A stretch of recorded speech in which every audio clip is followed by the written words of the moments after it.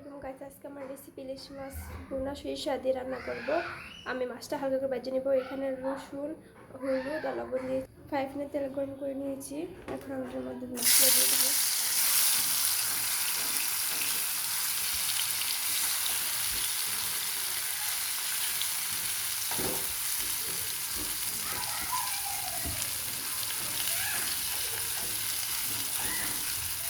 মাছগুলো দিয়ে দেবো।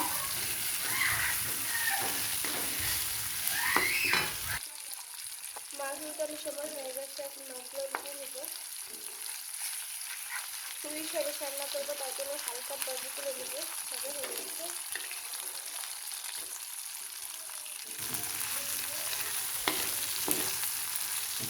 পুলিশ ইলিশ রান্না করার সময় হালকা মাছগুলো বেঁধে নিলে টেস্টটা ভালো হয়, কালারটা ভালো আসে।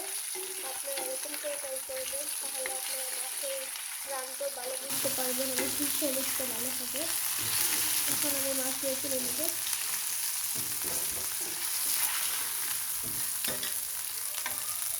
সবগুলো মাছ তুলে নিলাম। এখন আমি মশলাটা কষিয়ে নিব।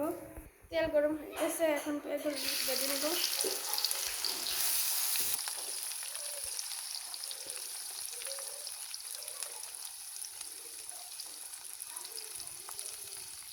পেঁয়াজ ভাজা হয়ে গেছে।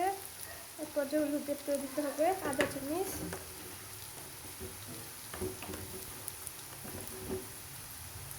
আধা চামচ মরিচের গুঁড়া, আধা চামচ ধনিয়ার গুঁড়া, আধা চামচ জিরার গুঁড়া দিয়ে ভালো করে নেড়ে চেড়ে দিতে হবে।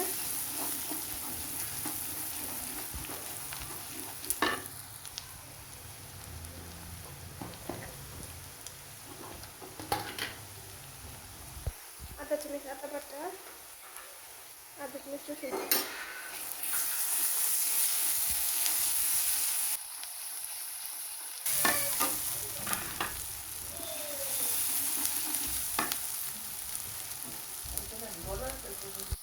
একটু পানি দিয়ে দিলাম।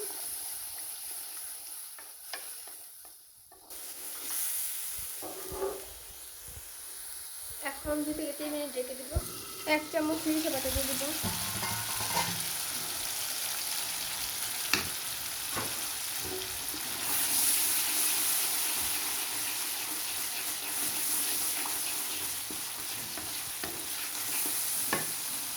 সরিষা বাটাটা অ্যাড করে দিচ্ছি। এখন আমি পরিমাণ মতো পানি দিয়ে দিব।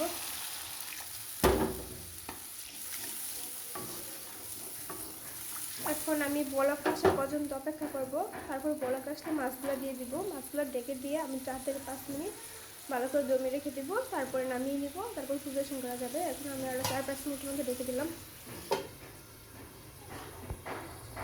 বলক উঠে পড়েছে। এখন আমি ঢাকনাটা খুলে এখন আমি মাছগুলো দিয়ে দিব। মাছ দিয়ে দিলাম। এখন আমি একটু নেড়ে চেড়ে